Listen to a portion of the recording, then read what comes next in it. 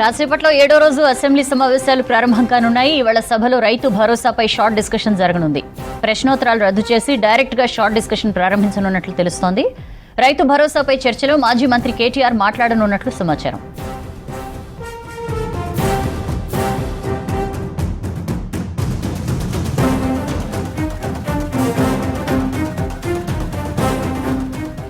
Assembly సమావేశాలకు సంబంధించి updates తెలుసుకుందాం. షరీఫ్ మనతో లైవ్ లో జాయిన్ అవుతున్నారు. షరీఫ్, అసెంబ్లీ సమావేశాల్లో ఇవాళ రైతు భరోసా చాలా ఇంపార్టెంట్ డిస్కషన్ రాబోతోంది. ఏంటి ఇన్ఫర్మేషన్ ఏంటి? Thank you Soujanya, good morning. ఇవాళ 7వ రోజు అసెంబ్లీ సమావేశాలు జరగనున్నాయి. ఇది చివరి రోజుగా తెలుస్తోంది.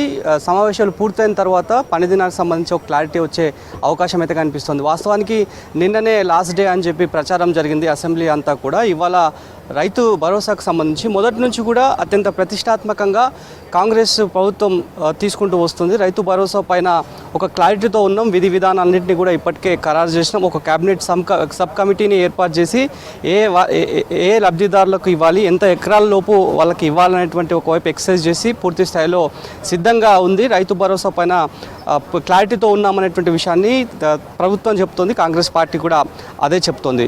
ఇవాళ కూడా ప్రశ్నోత్తరాలు రేవు, ప్రశ్నోత్తరాలను రద్దు చేశారు.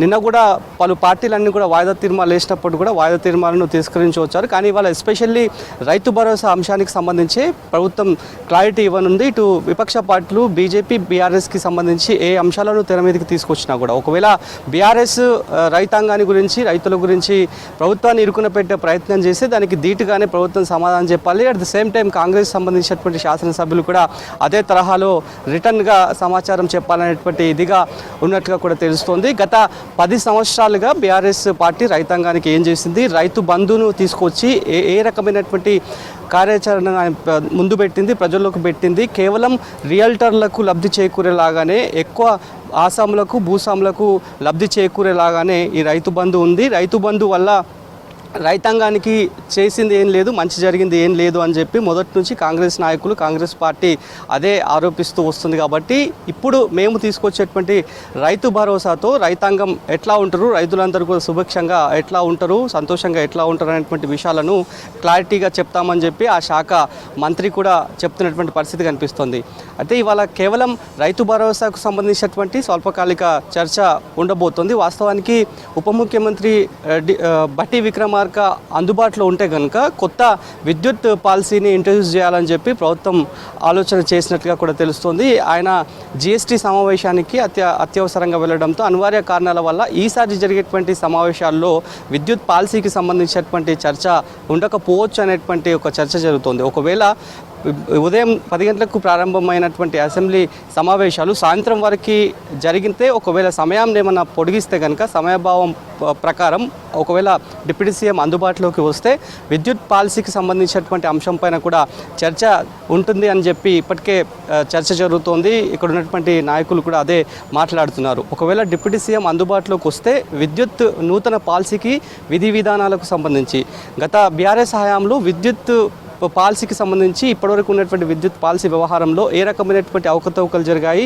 ఇప్పటికే దానిపైన ఒక కమిషన్ విచారణ అంటూ జరుగుతుంది, జ్యుడిషియల్ కమిషన్ విచారణ జరుగుతుంది. ఆ అంశాలు కూడా ఒకవేళ విద్యుత్ పాలసీకి సంబంధించి కాంగ్రెస్ ప్రభుత్వం సభలోకి తీసుకొచ్చే ప్రయత్నం చేస్తే అవి కూడా మాట్లాడడానికి మాకు అవకాశం ఉండేది అని చెప్పి కాంగ్రెస్ శాసనసభ్యులు మాట్లాడుతున్నారు. కానీ డిప్యూటీ సీఎం అవైలబుల్గా లేరు కాబట్టి ఈ సెషన్స్లో మాత్రం కొత్త విద్యుత్ పాలసీకి సంబంధించినటువంటి చర్చ ఇక ఉండకపోవచ్చు అనేటువంటి చర్చ జరుగుతుంది. నిన్న మనం చూసినాం, ఎప్పుడూ లేని విధంగా శాసనసభ వాడివేడిగా జరిగింది. వెల్లోకి ఒకటేసారి బీఆర్ఎస్ నేతలందరూ కూడా దూసుకు వెళ్ళి సభా గౌరవాన్ని అప్రతిష్ట పాలు చేశారని చెప్పి ఇప్పటికే ఎంఐఎం పార్టీ, అదేవిధంగా సిపిఐ పార్టీకి సంబంధించినటువంటి శాసనసభ్యులంతా కూడా ఘాటుగానే బీఆర్ఎస్ ప్రతిపక్ష పార్టీని విమర్శిస్తూ ఆరోపణ చేస్తూ వస్తారు. కేవలం ఒక పార్టీ కోసమే, వాళ్ళ కుటుంబం కోసమే పాటుపడ్డారు బీఆర్ఎస్ శాసనసభ్యులందరూ కూడా. తమను మాట్లాడకుండా తమ నియోజకవర్గాల ప్రజల అభివృద్ధి కోసం, శ్రేయస్సు కోసం మాట్లాడడానికి అవకాశం ఇవ్వకుండా సభా సమయాన్ని వృధా చేసే విధంగా తమ స్పీచ్ను అడ్డుకున్నారనేటువంటి అంశాన్ని ఎంఐఎం పార్టీ చెప్పింది. అదే విషయాన్ని కూనంనేని సాంబశివరావు కూడా అదే అంశాన్ని చెప్పినటువంటి పరిస్థితి. ఆ తర్వాత మొదటి నుంచి భూభారతికి సంబంధించి అంశంలో చాలా క్లారిటీగా ఉన్నామని చెప్పి ప్రభుత్వం చెప్పింది. దానికి అనుగుణంగానే సీఎం ప్రసంగించారు. దాదాపు 1 అవర్ పాటు నిన్న ఆయన ప్రసంగం ఉండింది. ఎందుకు మేము ధరణిని రద్దు చేసి భూభారతిని తీసుకువస్తున్నాం, టెక్నికల్ ఆస్పెక్ట్లు సమస్యలు ఏమున్నాయనేటువంటి అంశాన్ని ఇప్పటివరకు తమ రాష్ట్ర వ్యాప్తంగా ఉన్నటువంటి రైతాంగానికి సంబంధించినటువంటి భూములకు సంబంధించినటువంటి వివరాలన్నీ కూడా ఎక్కడ ఉన్నాయి, ఆ వివరాలు అక్కడ పెట్టడానికి మోడస్ ఆపరెండి ఏంటి అనేటువంటి అంశాన్ని చాలా క్లియర్గా రేవంత్ రెడ్డి చెప్పారు. సో అదే అంశం పైన చర్చ జరిగే టైంలోనే ఇదంతా కూడా ఆందోళన దిగారు బీఆర్ఎస్ శాసనసభ్యులందరూ కూడా. స్పీకర్ వెల్లోకి వెళ్ళే ప్రయత్నం చేశారు. ఆ తర్వాత వీడియోస్ కూడా బయటకు వచ్చాయి. ఆ అంశాన్ని కూడా క్లైమ్ చేసుకునే ప్రయత్నం బీఆర్ఎస్ శాసనసభ్యులు చెప్పారు. రాజేంద్రనగర్ షాద్నగర్ ఎమ్మెల్యే వీర్లపల్లి శంకర్ పైన ఆరోపణలు మోపారు, అభియోగాలు మోపారు. ఆయన్నే దాడి చేసే ప్రయత్నాలు చేశారు. ఇవన్నీ కూడా సర్కమ్స్టెన్సెస్లో దాదాపు 4 సార్లు వాయిదాలు పడుతూ సభ జరిగింది. లాస్ట్కి బీఆర్ఎస్ వాకౌట్ చేసిన తర్వాత వాళ్ళు అందరూ సభ్యులు మాట్లాడిన తర్వాతనే బీఆర్ఎస్ వాకౌట్ చేసింది. ఆ తర్వాత ఆమోదం తెలపాల్సినటువంటి భూభారతికి సంబంధించినటువంటి బిల్లు ఆమోదం తెలిపారు. ఆర్ఓఆర్ చట్టానికి సంబంధించి సంపూర్ణంగా చర్చ జరిగింది. అటు ఎంఐఎం అదేవిధంగా సిపిఐ పార్టీకి సంబంధించినటువంటి సభ్యులందరూ కూడా తాము చెప్పేటువంటి సలహాలు సూచనలు చెప్పారు. కానీ ఎలాంటి సలహాలు చెప్పకుండా తమకున్నటువంటి డౌట్స్ సభాపతి ముందు ఉంచకుండా వాకౌట్ చేసింది బీఆర్ఎస్ అని చెప్పి కాంగ్రెస్ శాసనసభ్యులంతా కూడా చెప్తున్నారు. ఇవాళ మాత్రం రైతు భరోసాకి సంబంధించి మాత్రం స్వల్పకాలిక డిస్కషన్ అయినప్పటికీ కూడా పూర్తి స్థాయిలో దీనిపైనే చర్చ జరగాలి. ఒకవేళ ప్రతిపక్ష పార్టీలు ఏ అంశాలను తీసుకొచ్చినా దానికి ధీటుగానే సమాధానం చెప్పాలనేటువంటి ఈ పాయింట్ ఆఫ్ వ్యూలోనే కాంగ్రెస్ శాసనసభ్యులు ప్రభుత్వం ఉన్నట్లు కూడా తెలుస్తోంది. Right Sharif, thank you.